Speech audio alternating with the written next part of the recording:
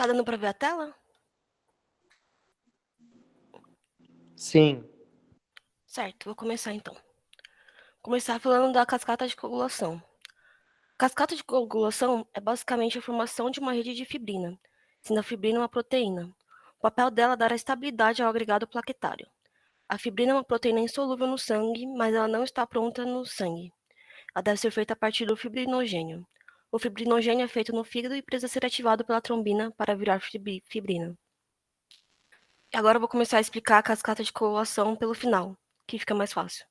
O fator 1 ativado irá produzir a fibrina, e o fibrinogênio é chamado de fator 1 e é solúvel no plasma. A responsável pela ativação do fator 1 é a trombina, que no sangue está em sua forma inativa.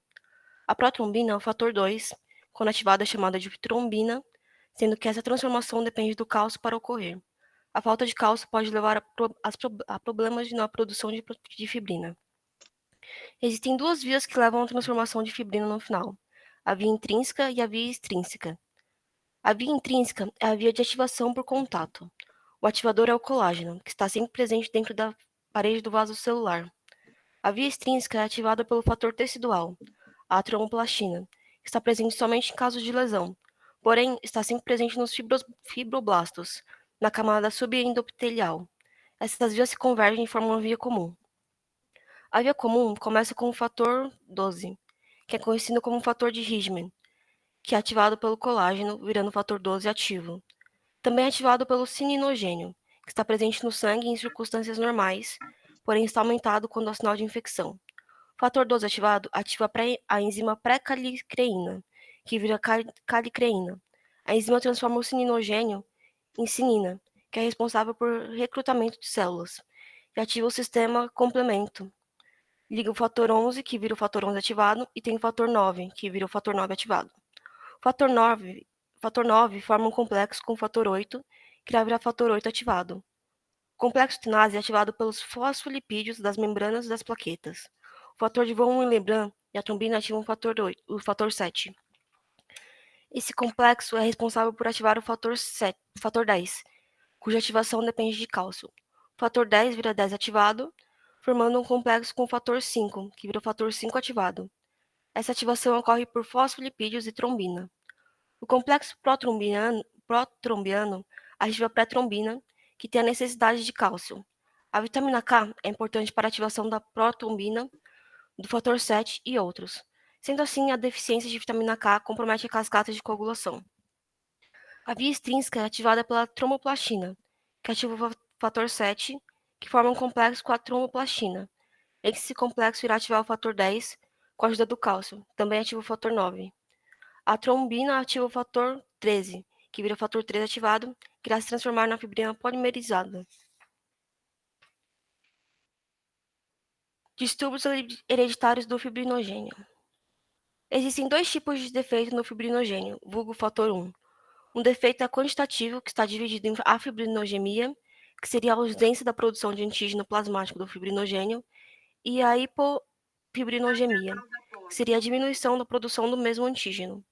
E ainda há os defeitos qualitativos, que é quando o fibrinogênio possui atividade funcional baixa. Essa condição é chamada de disfibrinogemia. É uma doença rara, tendo prevalência aproximada afeta de 1 a cada 1 milhão de pessoas. A fibrinogemia está associada com sangramentos leves a moderados.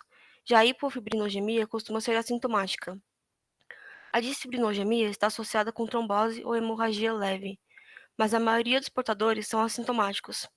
A concentração plasmática do fator 1 necessária para a hemostasia é de 50 mg por decilitro ou 100 mg por decilitro, e sua meia-vida plasmática é de 2 a 4 dias.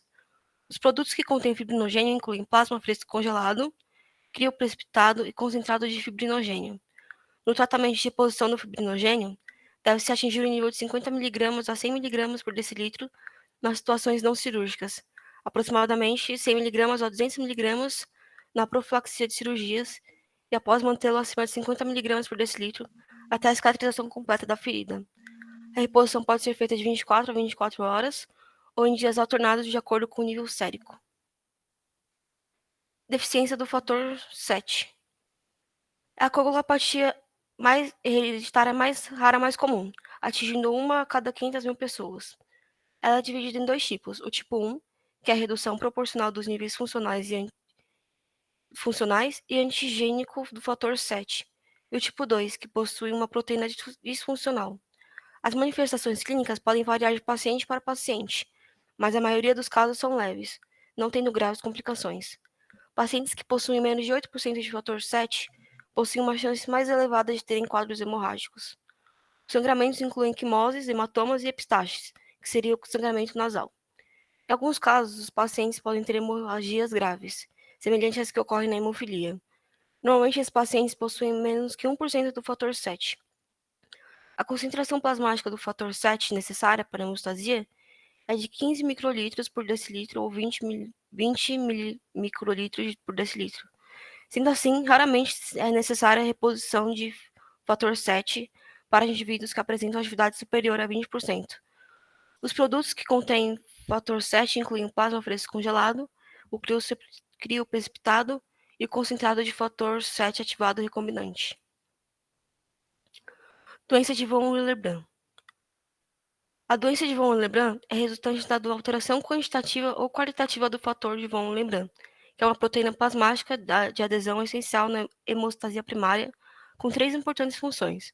A primeira função importante é desligar as estruturas expostas do subendoepitélio. Esse processo inicia a hemostasia primária. A segunda função é a agregação plaquetária. Já a terceira função está relacionada à hemostasia secundária. A alteração quantitativa do tipo 1 é a deficiência parcial do fator de coagulação von Willebrand, que é a mais frequente. Os pacientes que possuem a doença podem apresentar sangramento de intensidade leve a moderada. Existem três subtipos, sendo um com as plaquetas normais, um com as plaquetas baixas, que tem baixa quantidade de fator de Willebrand, mas que possuem função normal, e o tipo plaqueta discordante, que é a quantidade normal do fator de von Willebrand, mas com função diminuída.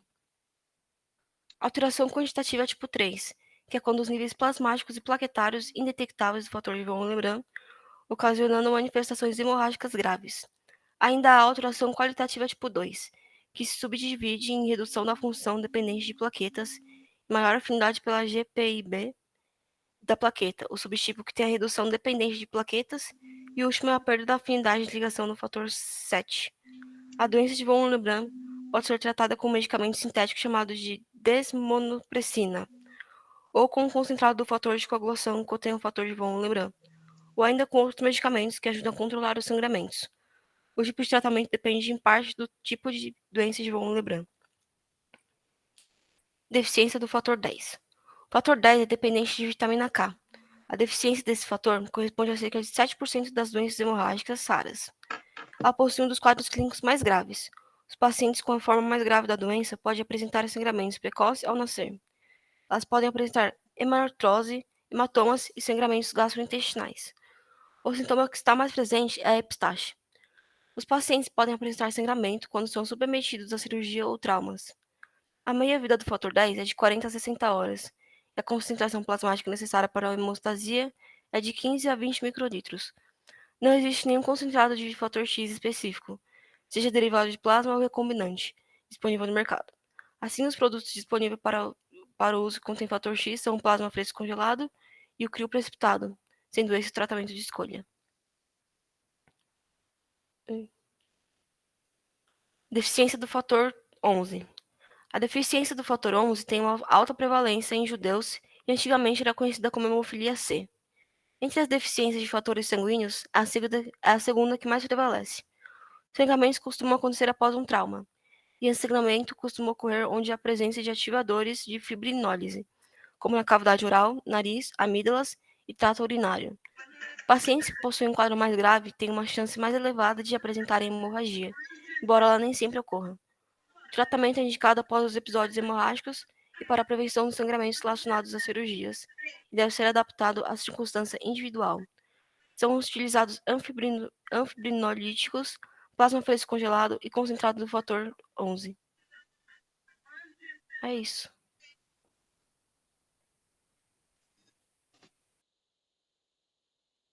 Aí eu estou só. O meu microfone está só um pouquinho turbulento, mas qualquer coisa, se vocês não entenderem, vocês digam, tá certo?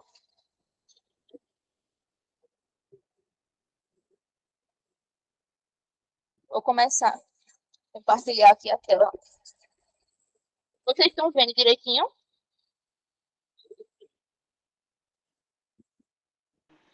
Tá todo mundo vendo aí? Sim. Pronto, então eu vou começar. Bom dia, gente. Meu nome é Juliana Aves. Eu faço Ciências Biológicas bacharelado na Universidade Federal de Pernambuco, no campus de Recife. E, mais uma vez, apresentando o trabalho, eu vou apresentar o seminário de hoje.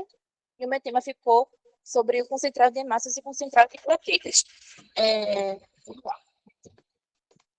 O concentrado de massas e concentrado de plaquetas ele pode ser utilizado na hemoterapia, que a hemoterapia basicamente consiste em você utilizar o sangue para fazer alguns tipos de terapia quando são necessários para determinadas doenças. No caso, um tratamento. Então, o concentrado de massa, ele consiste no fracionamento do sangue total. Esse fracionamento se dá através da centrifugação e vai ter também a remoção de 200 a 250 ml de plasma. E o volume final, depois dessa centrifugação, fica cerca de 200 a 300 ml, que contém, na maioria, hemácias. Por isso que vai ser chamado de concentrado de hemácias. E essa foto aqui, essa imagem que eu coloquei aqui para vocês, é uma bolsa de concentrado de hemácias. A terapêutica, esse concentrado de hemácias, ele pode ser usado para várias funções. E eu coloquei aqui algumas determinadas indicações e contraindicações. A indicação, eu coloquei aqui que ele pode ser usado para melhorar a oxigenação dos tecidos do organismo, quando é necessário. E, além disso, ele pode melhorar os níveis de hemoglobina, aumentar os níveis de hemoglobina, que vão indicar necessidade. Mas também ele vai ter a validade em 35 a 42 dias, dependendo do tipo desse concentrado. Mas esse tratamento ele também vai ter algumas contraindicações, como, por exemplo, em algumas doenças relacionadas à quantidade de massa, o número ou a sua forma, como anemia, talassemia, policitemias, a gente não vai poder usar esse parâmetro do hematócrito, porque o hematócrito só vai diminuir quando tiver umas 2 horas ou algumas horas depois da hemorragia. E quando o corpo vê essa hemorragia, vai desencadear mecanismos de ações que vai fazer com que o nosso corpo tente entrar em homeostase, sabe? E no caso de anemia, por exemplo, nem todo estado existe uma transfusão. Eu coloquei aqui também que em algumas situações o organismo vai fazer esses mecanismos e, como por exemplo aqui, vai ter a diminuição da afinidade da hemoglobina pelo oxigênio e vai reduzir também a hipóxia tecidual. Então, nesse tratamento, ele consiste em você pegar a bolsa de sangue, no caso a bolsa de sangue inteira, que ele vai conter 450, 500 ml nesse sangue total, e vai ser recolhido para armazenamento, depois vai ter refrigeração, vai ter todo esse processo, e o volume conservante, que tem o teu de hemoglobina, vai ser um pouco maior de 50 gramas. E nesse intervalo de armazenamento vai diferir de acordo até com o banco de sangue, com o hospital, e também de acordo com as proteínas plasmáticas de cada unidade. E outras células também, além das hemácias, vão ser preservadas. Além disso, a gente vai ter também outra forma de hemoterapia que vai se dar pelo concentrado de plaquetas. E para a gente ter esse concentrado de plaquetas, nas obtenções a gente vai também obter, a partir da técnica da centrifugação, que vai ter um volume final de aproximadamente 50 ml. Ele vai ser conservado e agitado, depois disso, entre 20 a 24 graus Celsius, por aí. Ele vai ser utilizado, indicado para ser utilizado, na verdade, quando a gente vai ter um paciente com sangramento ativo, ou também na preparação de algum procedimento invasivo, uma cirurgia, que a gente vai pegar esse concentrado em plaquetas para deixar lá de reserva para caso haja necessidade. E também em outros tratamentos, como tratamento de leucemia, transplante de medula óssea, e quando o número inferior a 30 mil milímetros ao cubo. Eu coloquei aqui na imagem também o plasma pobre em plaquetas, o plasma rico em plaquetas e concentrado em hemácias. E dando só uma ênfase aqui para o plasma rico em plaquetas. Então, esse plasma rico em plaquetas, eu coloquei esse exemplo aqui porque é uma técnica que é utilizada aqui na UFPE, que é uma técnica, como eu posso dizer, basicamente recente. Eu estava pesquisando que começou a ser utilizada aqui, em 2000, aqui no Brasil, em 2008, 2009, por aí. E é uma técnica até simples e ele é bem útil, digamos assim. Então, vai basicamente retirar a amostra de sangue do paciente de 10 a 30 ml em média, vai centrifugar entre 5 a 10 minutos. E também no terceiro passo, a gente vai ter essa separação e a gente vai poder aplicar esse plasma rico em plaquetas e pode, na lesão, eu vou falar mais para frente, outro exemplo aqui também. Então, a gente pode utilizar também a técnica da ultrassom para ver melhor qual é o lugar que está precisando mais desse tratamento. E esse procedimento vai ser realizado com anestesia local e também em ambulatório, não tem necessidade da hospitalização. Eu coloquei aqui embaixo também, na foto, que é um processo em somente o sangue vai ser utilizado. No caso, o sangue do próprio paciente. E tem essa imagem aqui, que eu coloquei aqui para vocês, que ele pode também ser usado na área da estética. Atualmente, nossa classe dos biólogos, a gente conseguiu ter essa certificação para trabalhar na área da estética, que é bem recente também. Aí eu coloquei aqui essa imagem aqui como exemplo, que esse plasma rico em plaquetas não vai ser usado dessa maneira aqui, que pode estimular o crescimento do cabelo, ao redor dos olhos também, pode ser aplicado na bochecha, no pescoço, mãos e braços. E é isso. Aqui são as minhas referências. Qualquer dúvida, vocês podem falar comigo, de onde eu tirei essas informações. E aqui estão os meus agradecimentos. Eu agradeço mais uma vez a Liga Acadêmica de Hematologia e Banco de Sangue pela oportunidade de estar prestando um trabalho aqui mais uma vez. Agradeço pela oportunidade, por tudo. Agradeço a vocês também por terem assistido o meu trabalho. E agradeço também a professora Betânia Lucêncio Domingos Ratzhofer, que é professora daqui do Departamento de Ciências Farmacêuticas, que ela é professora da disciplina de hematologia clínica, mas a gente também tem aula com ela, a gente de biológicos também tem aula com ela, e como ela é especialista nessa parte de concentrado de massas, concentrado de plaquetas, de hemoterapia, aí ela me deu, pediu umas indicações, olha, como é que eu posso abordar esse trabalho e tal, e ela me ajudou dando umas dicas. Mais uma vez, eu agradeço a todos, bom dia.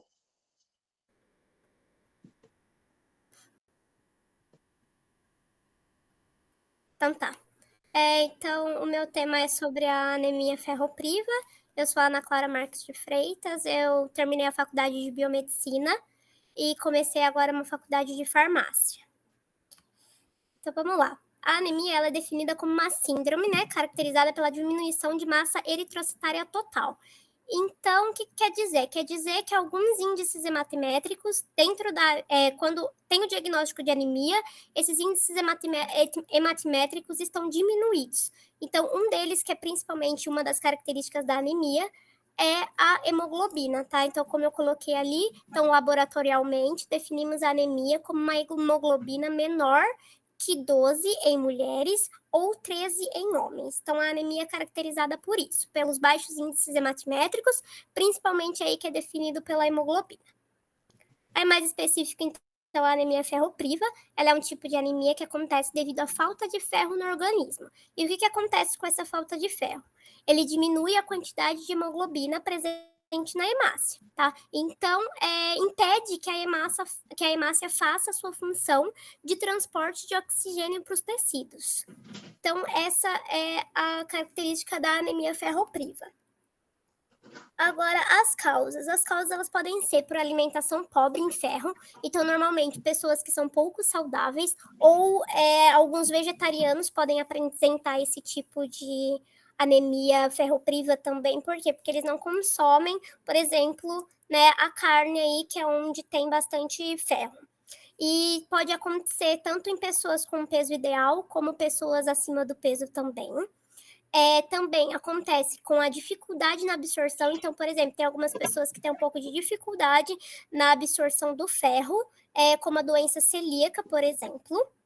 E também uma das causas pode ser a perda de sangue contínua, então como hemorragias ou uma menstruação aí mais longa, né, que durou bastante tempo. E também pode acontecer com grávidas, onde as grávidas acabam passando, né, todos os seus nutrientes para o bebê, inclusive então ferro. Então pode ser que a grávida também às vezes tenha alguma perda de ferro. Bom, o diagnóstico é feito por meio então do hemograma, tá? Em que se observa os valores, então, de hemoglobina, que, como eu disse, vai estar diminuída, que é uma caracterização própria das anemias, e os outros índices hematométricos, eles vão diminuindo conforme a característica da anemia. No caso da anemia ferropriva, o VCM e o HCM e o RDW, né, o VCM e o HCM, eles vão estar diminuídos, então, microcitose e hipocromia, ou normal, tá? Então, ela pode ser tanto microcitose hipocrômica, ou ela pode ser normocítica normocrômica. E o RDW normalmente vai estar aumentado, que significa a anisocitose. Depois eu vou mostrar uma foto abaixo, onde vai mostrar certinho uma lâmina.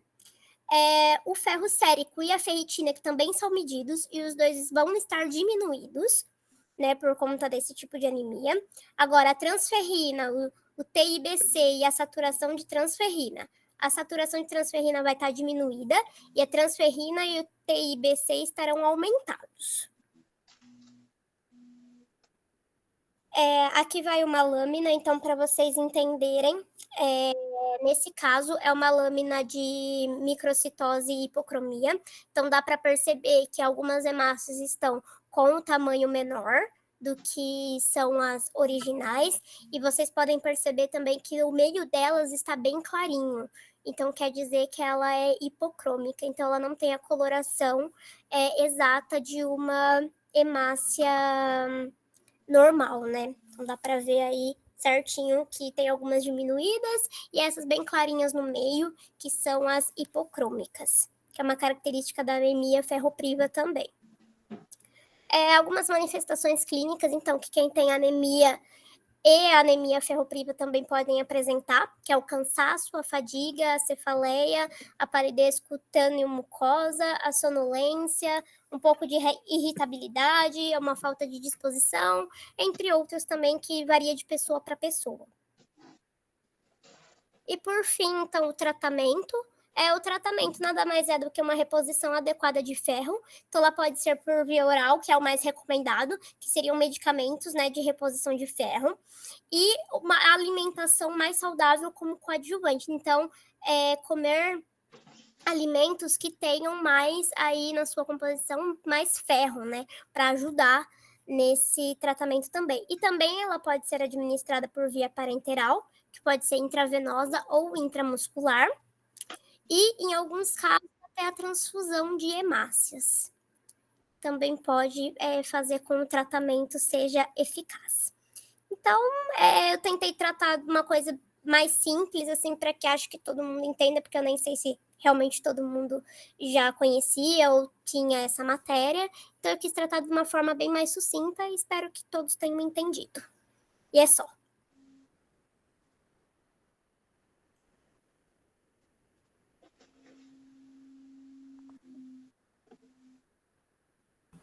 Bom dia, gente. Meu nome é Bianca, eu faço Ciências Biológicas aqui na Unesp de Assis. Vocês estão conseguindo me ouvir certinho e enxergar a apresentação? Beleza. Bom, eu vou falar sobre o mieloma múltiplo. O mieloma múltiplo é um tipo de câncer de plasmócitos, no qual os plasmócitos anormais vão se multiplicar sem controle na medula óssea e, ocasionalmente, em algumas outras partes do corpo. No mieloma múltiplo, normalmente, a maioria dos elementos da medula óssea vão ser plasmócitos cancerosos, né? E a superabundância desses plasmócitos na medula vai levar ao aumento da produção de proteínas E essas proteínas vão suprimir o desenvolvimento de alguns outros elementos normais que seriam produzidos na medula óssea, né? Glóbulos brancos, glóbulos vermelhos, plaquetas. Isso pode causar complicações, né? Além disso, ele também pode produzir uma grande quantidade de anticorpos monoclonais, né? Anormais ali. E a produção de anticorpos de defesa normais do sistema imune vai ficar acentuadamente reduzida, né? Isso vai ser uma complicação, porque vai deixar o sistema imunológico da pessoa ainda mais comprometido. Aqui tem uma imagem da onde ele aparece, né, normalmente na medula óssea, e a diferença da produção de plasmócitos normais e os anticorpos normais, né, contra a elevada produção desses plasmócitos anormais e anticorpos anormais por conta do mieloma. Os sinais e sintomas dessa doença podem variar dependendo da agressividade do câncer, do organismo da pessoa, onde o câncer vai se manifestar. E no início da doença, às vezes as pessoas nem têm sintomas ou sinais. Isso varia muito, porque o câncer não tem regra, né? Ele depende muito de pessoa para pessoa e tem vários outros fatores que vão determinar isso. Mas quando tem os sintomas, normalmente eles são apresentados como dores nos ossos, principalmente na coluna e no peito, náusea, constipação, perda de apetite, confusão mental, fadiga, infecções frequentes, justamente porque o sistema imune da pessoa vai estar comprometido, perda de peso, sede excessiva, fraqueza nas pernas, entre vários outros, né, que depende de pessoa para pessoa. O diagnóstico do mieloma ele pode ser descoberto até mesmo antes das pessoas apresentarem esses sintomas, porque como eu falei, às vezes as pessoas nem apresentam, né, nenhum sinal no início da doença, mas ele pode ser diagnosticado meio que sem querer quando vai fazer um exame laboratorial de rotina ou por algum outro motivo, e se ele mostrar elevados níveis de proteína no sangue ou na urina, ou durante uma radiografia, por alguma outra razão, revelar áreas específicas de perda óssea, né, pode ser um sinal aí de um possível diagnóstico de mieloma múltiplo. Mas, né, quando realmente vai fazer um exame ali próprio para determinar se esse diagnóstico é mesmo de mieloma múltiplo, normalmente vai ser por exames laboratoriais de sangue e urina. A proteína normalmente que vai mostrar, né, que pode ser um mieloma múltiplo é a M-proteína. Isso tanto no sangue como na urina, né? Uma biópsia de medula óssea normalmente é o mais feito, assim, mas também por exames de radiografia ou algum outro de estudo de imagem, né, como ressonância magnética, tomografia computadorizada. Aqui tem uma imagem, não sei qual dos testes de imagem é essa imagem, acho que provavelmente uma tomografia, mas aí tem alguns pontos, né, de perda de massa óssea. E aqui um exame de lâmina. O tratamento do mieloma é mais para... Não tem cura, né? Como todo câncer, ele é incurável. Apesar dos significativos avanços no tratamento, ainda é um câncer incurável, como muitos outros. E o tratamento vai ter como objetivo prevenir ou aliviar os sintomas e as complicações da doença, né? Então, o objetivo é destruir os plasmócitos anômalos para retardar a progressão da doença. Mas esse tratamento normalmente não começa até a pessoa desenvolver sintomas ou complicações. Mas, claro, pode ter ocasiões que o tratamento vai ser necessário iniciar logo quando descobre, né, esse diagnóstico, porque depende muito do organismo da pessoa, se ela já tem algum fator de risco, né? E quando faz o tratamento, provavelmente os possíveis tratamentos vão incluir imunoterapia, quimioterapia, medicamentos corticosteroides, transplante de medula óssea, radioterapia, entre outros. É até interessante que, às vezes, algumas pessoas que desenvolvem esse câncer pode até um pouco tempo depois ou ao mesmo tempo desenvolver leucemia, né? Porque é um câncer de medula óssea, então pode ser que também desenvolva a leucemia juntamente com o mieloma múltiplo. Esse tipo de câncer pode causar muitas complicações e provavelmente a pessoa vai ter que tratar essas condições também. Isso vai depender muito do local onde o câncer vai se desenvolver, do organismo da pessoa, como ela vai estar reagindo ao tratamento. Mas essas condições geralmente são dores nos ossos, porque justamente é um câncer que principalmente aparece nos ossos, né? Então vai ter que ser tratado com medicamentos para dor, radioterapia. Às vezes pode precisar de cirurgia, às vezes pode acontecer uma amputação para prevenir, né, que se espalhe ou tenha mais complicações. As pessoas podem apresentar complicações nos rins, podem precisar de hemodiálise. Tratar infecções, né, porque como eu já falei, é um câncer que afeta muito o sistema imunológico, então ela vai ter infecções frequentes, vai precisar tratar dessas infecções. Anemia, entre outros.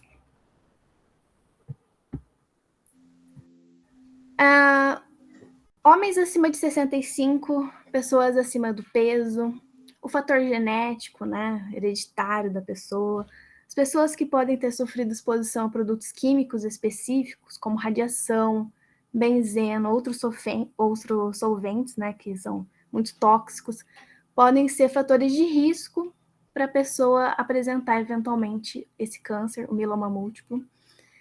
E algumas pessoas com câncer podem sobreviver mais de 10 anos se ele for detectado e tratado no início da doença, né? E apesar dele não ter cura, a maioria das pessoas responde a esse tratamento, então consegue ter uma qualidade de vida boa, né? Apesar de todos os problemas. E como em todo tipo de câncer, ele vai apresentar período de remissão, que é quando as células do câncer não são detectadas ou estão em queda, e reincidência, que é quando as células cancerígenas retornam ou aumentam, e isso é muito comum. E é isso. Aqui estão minhas referências, e muito obrigada. Parabéns pela apresentação e parabéns por trazer.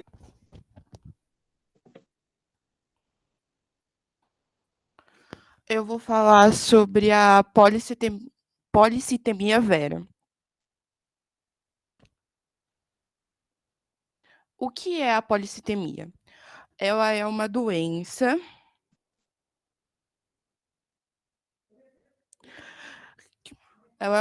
que se refere a um transtorno mieloproliferativo das células eritrocitárias, leucocitárias e plaquetárias. Ou seja, elas vão se proliferar de maneira anormal. E ela é causada pela mutação do gene JAK2. E ela é uma doença rara que ela atinge cerca de 2,3 mil pessoas a cada 100 mil. E com o aumento dessa produção de hemoglobina, ela faz com que o sangue ele fica mais espesso, o que dificulta a circulação. E é por isso que as pessoas têm muitos episódios trombóticos. Aí eu trouxe aqui uma pessoa com um hematócrito normal e uma pessoa com um hematócrito que tem policistemia. Como vocês podem ver, o hematócrito é muito maior e o soro é muito pouco, porque normalmente o soro é a maior porcentagem do sangue. No caso de uma pessoa que tem policistemia, não. Aí eu trouxe também a foto de uma pessoa com as hemácias normais e uma pessoa que tem policistemia. Como vocês podem ver, tem muito mais hemácias do que o considerado normal. Por isso que o sangue fica espesso, como eu disse no começo. E as pessoas que costumam ser atingidas por essa doença são indivíduos com mais de 50 anos e principalmente do sexo masculino. E os sintomas, eles podem variar muito entre cefaleia, cansaço, tontura, episódios trombóticos. é uma grande variação. E o diagnóstico, ele é possível por alterações no hemograma, e esse diagnóstico, ele é dividido em critérios maiores e critérios menores. E para se obter um bom diagnóstico, é preciso avaliar esses 2 critérios. A variação de hemoglobina entre 18,5 para homens e 16,5 para mulheres é caracterizado como um critério menor. Como um critério maior, quer dizer. E a biópsia como um critério menor. E a sobrevida dessas pessoas com o tratamento é de aproximadamente 15 anos, depois do diagnóstico. E a polissemia, ela não tem um tratamento muito específico. E pode variar entre sangria e o uso de alguns medicamentos, que vai variar de caso para caso. Um desses medicamentos é a hidroxixiúria, que ela pode evitar os episódios trombóticos e ela é utilizada também para ajudar a manutenção dos níveis de hematocrit e plaqueta. E o flebotomina regular e o ácido acetilsalicílico é utilizado para pacientes de baixo risco. Essas são minhas referências e é só. Eu fiz de maneira bem simples para vocês terem um breve conhecimento sobre a doença.